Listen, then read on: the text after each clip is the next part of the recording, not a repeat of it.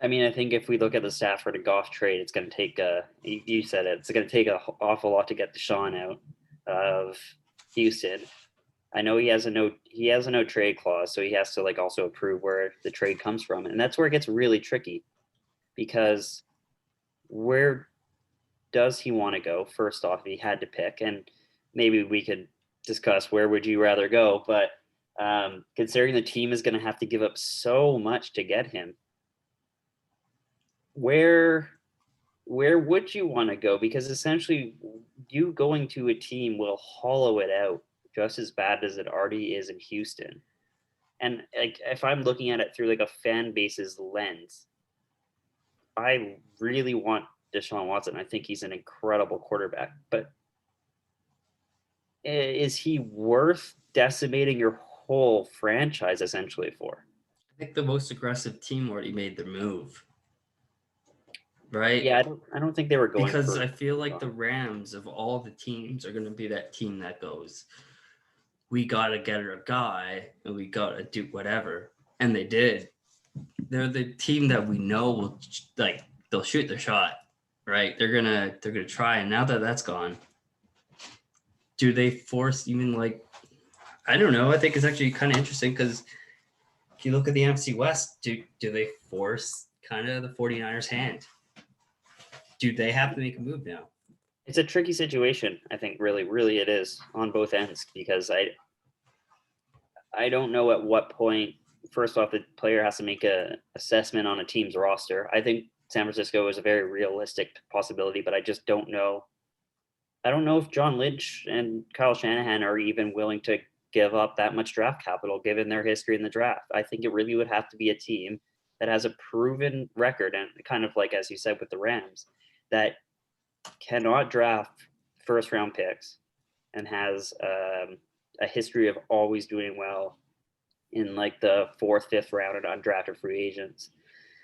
And I can't really name like an exact team where I I mean, think, there's one. yeah, like it's It's the Patriots.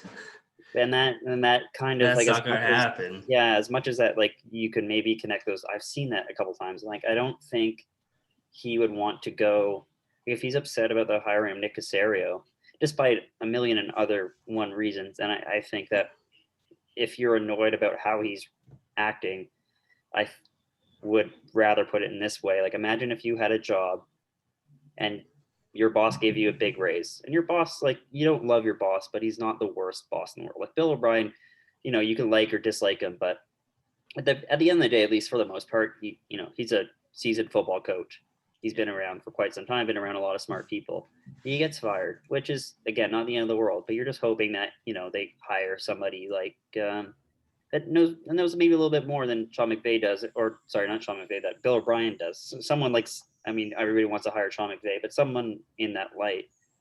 But then you find out the person who's now calling the shots has no background in football and is just or no background in your company and is just a former priest.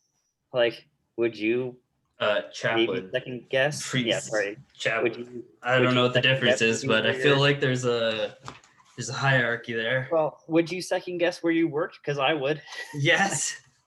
instantly. There's no how could you even like you couldn't go into it because you'd be like there's zero room for like growth within the company without being like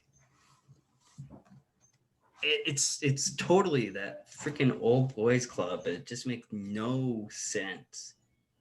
I don't understand how like the missing ingredient in all these things. I think people look at New England and they take the missing ingredient is fucking Bill Belichick. Like you can't just take what he does. Like I feel like Bill's more of a player's coach and type of like manager more than people really give him credit for.